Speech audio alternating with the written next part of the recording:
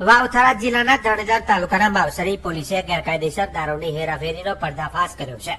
એક સ્વિફ્ટ કારમાંથી ભારતીય બનાવટનો વિદેશી દારૂ અને બિયર ટીનનો મોટો જથ્થો જપ્ત કરવામાં આવ્યો છે। આ મામલે આરોપી વિરુદ્ધ ગુનો નોંધી વધુ તપાસ હાથ ધરવામાં આવી છે।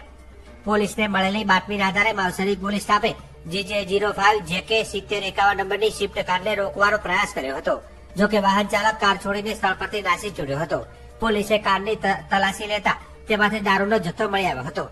જપ્ત કરાયેલા મુદ્દામાલમાં કુલ 408 બોટલ ભારતીય બનાવટનો વિદેશી દારૂ અને બિયર ટીનનો સમાવેશ થાય છે, જેની અંદાજિત કિંમત ₹1,15,44 છે। આ ઉપરાંત દારૂની હેરાફેરીમાં વપરાયેલી સ્વિફ્ટ કારની કિંમત ₹1,30,00,000 આંકવામાં આવી છે।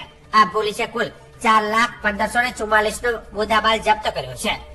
પોલીસે જણાવ્યું છે કે સ્વિફ્ટ કારનો ઉપયોગ ગેરકાયદેસર દારૂના પરિવહન માટે થતો હતો।